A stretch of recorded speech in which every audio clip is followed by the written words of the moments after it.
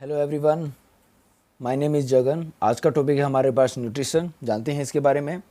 Nutrition is the process of obtaining and utilization of food for meeting various requirement of living beings.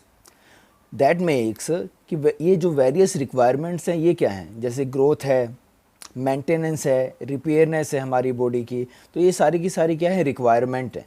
लेकिन इस requirement को पूरा करने के लिए वी नीड एनर्जी, और वो एनर्जी हमको कहाँ से प्राप्त होगी? फूड से प्राप्त होगी। तो फूड को जो प्राप्त करने की हमारे पास प्रोसेस है उसी को हम क्या बोलते हैं? न्यूट्रिशन बोलते हैं। आगे बढ़ते हैं। Food is the material substance which is caused by living organism for obtaining energy and raw material to produce biochemicals required for body building, repair, growth, development and regulation। जैसा अभी आपको बताया गया था कि बॉडी की जितनी भी लाइफ प्रोसेसेस हैं उनको प्रोसेस होने के लिए, उनको कंप्लीट होने के लिए या उनकी फंक्शनिंग के लिए हमको एनर्जी की ज़रूरत होती है, और वो एनर्जी हमको कौन अवेलेबल कराता है? फूड अवेलेबल कराता है। तो नेक्स्ट लाइन में हमारे पास लिखा भी हुआ है दैट ऑब्टेनिंग एनर्जी, एनर्जी प्राप्त करने का ये क्या है? हमारे पास एक तरीका है, एक सम ऐसे मटेरियल्स हैं, मिनरल्स हैं जो हमको एनर्जी प्रोवाइड कराते हैं। एज वेल एज हमारी बॉडी के अंदर जो भी बायोकेमिकल्स होते हैं उनके मैन्युफैक्चर में भी ये मदद करते हैं, जो ये मिनरल्स जो हमको फूड से प्राप्त होते हैं। नेक्स्ट बताया गया है that building, repair, body building, repair, growth, development and regulation में भी ये एनी हाउ मदद करते हैं। वो हम जानेंगे आगे कि न्यूट्रिशन किस तरह से इम्पोर्टेंट रोल पार्ट करता है हमारी बॉडी की ग्रोथ, डेवलपमेंट के लिए या लाइफ प्रोसेसेस सभी के लिए। अब है आपके पास the different component of the food, both organic and inorganic. और जो फूड है वो ऑर्गेनिक भी हो सकता है और इनऑर्गेनिक भी हो सकता है। Makes having distinct functions like providing energy. इसका मतलब उसके अलग अलग फंक्शन होंगे, जैसे कि एनर्जी प्रोवाइड करना, materials for the body building, कि ऐसे मटेरियल्स अवेलेबल कराना जो बॉडी को बिल्डअप करे, बनाने में मदद करे, मेंटेनेंस करने में मदद करें, एंड रेगुलेशन ऑफ मेटाबॉलिज्म, जो हमारी बॉडी के अंदर केमिकल्स होते हैं उनके रेगुलेशन में मदद करें, आर कॉल्ड न्यूट्रिएंट्स। तो ये सारे के सारे जो ऑर्गेनिक या इनऑर्गेनिक फूड आइटम्स थे ये सारे के सारे क्या हैं? हमारे पास न्यूट्रिएंट्स अवेलेबल कराने वाले हैं। अब बोल रहा है आगे, they are of 3 types. Mainly ये 3 टाइप्स में कंसिडर करे जाते हैं न्यूट्रिएंट्स अवेलेबल कराने वाले। एक तो होता है एनर्जी फूड, जिसमें आता है हमारे पास कार्बोहाइड्रेट्स एंड फैट्स। दूसरा आता है बॉडी बिल्डिंग फूड, जो protein, some minerals and some carbohydrates होते हैं इसमें। एंड प्रोटेक्टिव और रेगुलेटरी फूड होता है, जिसमें एग्जांपल में आता है वाइटामिन्स एंड मिनरल्स। ओवरऑल इसके अंदर ये बताया गया है कि एनर्जी प्रोवाइड करने वाले कार्बोहाइड्रेट फैट्स हैं, बॉडी बिल्डिंग करने वाले, बॉडी को बनाने वाले, मैन्युफैक्चरिंग करने वाले सेल्स की फर्दर प्रोटीन्स या कुछ मिनरल्स हैं या कुछ कार्बोहाइड्रेट्स हैं। एंड जो हमारी प्रोटेक्टिवनेस को क्लेरिफाई करते हैं या प्रोटेक्ट करते हैं हमारी बॉडी को, ऐसे फूड आइटम हमको अवेलेबल कराता है, तो वो हमारे पास वाइटामिन्स एंड मिनरल्स होते हैं। आगे बढ़ते हैं इसके साथ। अब है हमारे पास इंपॉर्टेंस ऑफ न्यूट्रिएंट्स। जैसे इसके अंदर 7 पॉइंट्स अवेलेबल हैं: energy, body structure, growth, repair, regulators, resistance, reproduction. Read करते हैं इसको आगे। Energy, food provides energy. जैसा हमको पता है कि जो फूड है वो हमको एनर्जी प्रोवाइड कराने के लिए रिस्पॉन्सिबल है। Energy is required by the body all the time, कि बॉडी को एनर्जी की ज़रूरत हर समय पड़ती रहती है, वेदर अस्लीप, चाहे वो सो रही हो, टेकिंग रेस्ट या रेस्ट कर रही हो, या किसी तरह का वर्क कर रही हो, डूइंग वर्क। हर एक टास्क के लिए उसको एनर्जी की ज़रूरत पड़ेगी ही पड़ेगी। नेक्स्ट पॉइंट है body structure. All body components are built up of materials obtained from food. Of course जितनी भी हमारी बॉडी बिल्टअप होती है, हमारी बॉडी ग्रोथ करती जाती है, तो उसके अंदर it carry certain components from the food item, कि वो फूड आइटम से कुछ ऐसे कंपोनेंट्स या मटेरियल्स ऑब्टेन करती है जिसकी हेल्प से वो ग्रोथ कर पा रही होती है। नेक्स्ट आता है growth. Food is used in building protoplasm, हम ऑलरेडी डील कर चुके हैं कि प्रोटोप्लाज्म के अंदर सेल का nucleus, cytoplasm and cell organelles आते हैं जो लिविंग पार्ट कंसिडर करे जाते हैं। Most protoplasm is required for formation and enlargement of cells, लेकिन एटमोस्ट जो प्रोटोप्लाज्म होता है उसकी जो रिक्वायरमेंट होती है वो क्या होती है, formation and enlargement of the cell, वो सेल को बनाता भी है और उसका साइज को भी बढ़ाता है। That take part in growth of the organism, और ये ऐसा कब होता है, जब ऑर्गेनिज्म ग्रोथ कर रहा होता है। फोर्थ पॉइंट है repair. Food provides materials for replacement and repair of worn out और डैमेज स्ट्रक्चर। जब भी किसी तरह से चोट लग जाती है या किसी भी तरह की कमी हो जाती है बॉडी में, तो उसकी रिप्लेसमेंट के लिए या बॉडी को दोबारा से प्रिपेयर करने के लिए, ठीक करने के लिए भी फूड के मिनरल्स या मटेरियल्स काम आते हैं। Regulators, hormones and enzymes are formed from ingredients of food. जैसा हमको पता है कि जो फूड के अंदर काफ़ी ज़्यादा इंग्रेडिएंट्स होते हैं वो अलग अलग हॉर्मोन्स और अलग अलग एंजाइम्स की मैन्युफैक्चर के लिए मदद में लाए जाते हैं by the body. They regulate metabolism and body function, और जो हॉर्मोन्स और एंजाइम्स होते हैं इन्हीं की वजह से हमारी बॉडी के अंदर जो मेटाबॉलिक रेट है या जो मेटाबॉलिज्म प्रोसेसेस होती हैं या बॉडी जो फंक्शन करती है वो रेगुलेट हो पाता है या काफ़ी फाइन फॉर्मेट के अंदर वो प्रोसेस कर पाता है। नेक्स्ट आता है resistance. Defense system of the body is formed from raw material got from food, और डिफेंस सिस्टम बनाने में भी ये काफ़ी ज़्यादा मदद करती है। जैसे अगर हम बात करें WBC जो डिफेंस सिस्टम माना जाता है हमारी बॉडी के लिए, वाइट ब्लड सेल्स की बात की गई है, तो उसकी मैन्युफैक्चरिंग में भी जो फूड है वो रॉ मटेरियल्स अवेलेबल कराता है। नेक्स्ट है reproduction.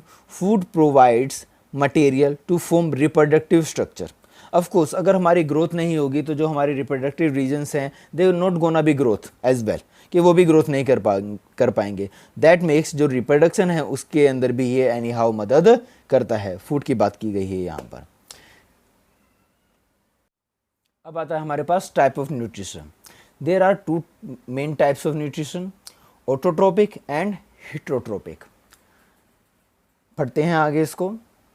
Green plants, some protists and bacteria are able to manufacture their own food from inorganic raw material with the help of energy obtained from outside।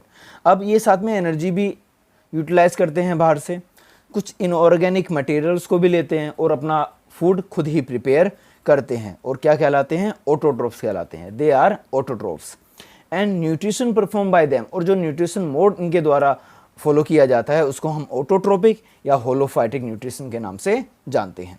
आगे बढ़ते हैं। Animals, fungi, protozoans and many eukaryotes obtain food readymade from outside. तो जितने भी ये examples देखे आपने, animals, fungi, protozoans etcetera, ये सारे के सारे रेडीमेड फूड, बना हुआ फूड सराउंडिंग से प्राप्त करते हैं from outside. Sources as they can not synthesize their own food. क्यों? क्योंकि ये अपना खाना खुद नहीं बना पाते हैं। They can't prepare their food by themselves, they just get the food from the outside sources. They are called heterotrophs, इनको हेटेरोट्रोप्स बोलते हैं। And the mode of nutrition carried out by them is termed as heterotrophic nutrition, और जो nutrition mode इनके द्वारा apply किया जाता है उसको हम क्या बोलते हैं, हेटेरोट्रोपिक न्यूट्रिशन बोलते हैं।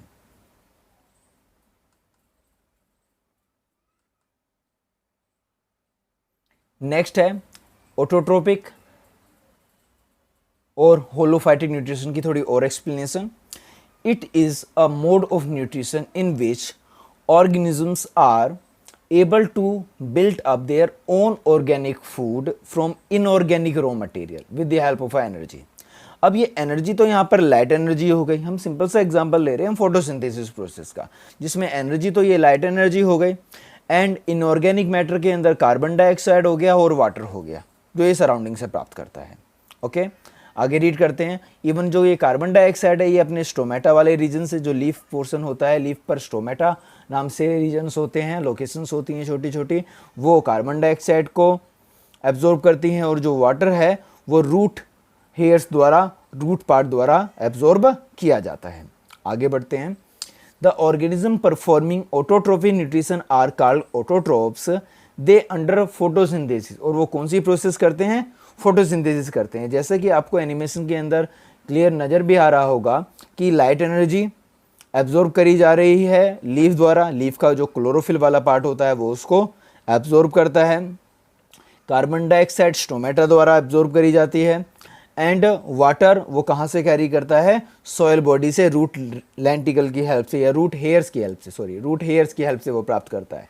और photosynthesis process during the day time करने के साथ साथ वो हमको oxygen during the day time available कराता है और कार्बोहाइड्रेट वो स्टोर करता है एज अ फूड। और अगर ये कार्बोहाइड्रेट एक्सेस में वो प्रिपेयर कर लेता है तो हम उसको स्टार्च बोलते हैं। नेक्स्ट है आपके पास photosynthesis is the biochemical process of manufacture of organic food from carbon dioxide water with the help of a solar energy inside chlorophyll containing cells. अब यहाँ पर क्या बोला गया कि ये ऐसी बायोकेमिकल प्रोसेस है जिसके अंदर ऑर्गेनिक फूड मैन्युफैक्चर होता है, प्रिपेयर होता है। किस किस से? कार्बन डाइऑक्साइड से, वाटर से, एंड जो सोलर एनर्जी होती है वो क्लोरोफिल की सेल्स में क्या होती है? स्टोर कर ली जाती है। ऑक्सीजन इज लिबरेटेड, ऑक्सीजन यहाँ से रिलीज होती है। सिंपल कार्बोहाइड्रेट और sugar that is glucose is the main product from which other organic substances are formed. अब क्या बोल दिया कि जो ये सिंपल कार्बोहाइड्रेट या शुगर बनाता है इसी से फर्दर ऑर्गेनिक सब्सटेंस मैन्युफैक्चर होते हैं या बनते हैं। Excess of glucose is stored as a starch. और अभी आपको बताया गया था अगर ये एक्सेस में ग्लूकोज बना लेता है और जब उसको स्टोर अप करता है तो हम उसको क्या बोलते हैं? स्टार्च बोलते हैं। It function as energy food reserve to be used as and when required. और इस फूड का इस्तेमाल एनर्जी बनाने के लिए कब करता है? जब उसको ज़रूरत होती है। It is similar to storage of glycogen as energy reserve in our body. अब यहाँ पर एक छोटा सा एग्जाम्पल दिया गया है आपकी बॉडी से रिलेट करता हुआ, ह्यूमन बॉडी से रिलेट करता हुआ, कि ह्यूमन बॉडी के अंदर जो ये स्टोरिंग मटेरियल होता है वो ग्लाइकोजन की फॉर्मेट के अंदर अवेलेबल होता है। ठीक है, आप आगे जाके पढ़ेंगे जो ग्लूकोज होता है वो ग्लाइकोजन के अंदर कन्वर्ट होता है और स्टोर किया जाता है बॉडी के अंदर। और जब भी रिक्वायरमेंट होती है तो ग्लाइकोजन का इस्तेमाल करके एनर्जी मैन्युफैक्चर होती है माइटोकॉन्ड्रिया के अंदर। आगे बोल रहा है most of the photosynthesis occurs in leaves. Utmost photosynthesis leaves में होती है which are green in colour due to the chlorophyll, क्योंकि क्लोरोफिल वहाँ पर अवेलेबल होता है। Small amount of photosynthesis also takes place in young green stems. और कुछ मात्रा में फोटोसिंथेसिस होती है लेकिन वो ग्रीन स्टेम्स में कंसीडर करी जाती है, जो कि यंग ग्रीन स्टेम्स होती हैं। नेक्स्ट वीडियो के अंदर हम फोटोसिंथेसिस को ही काफ़ी डिटेल के अंदर आगे पढ़ेंगे।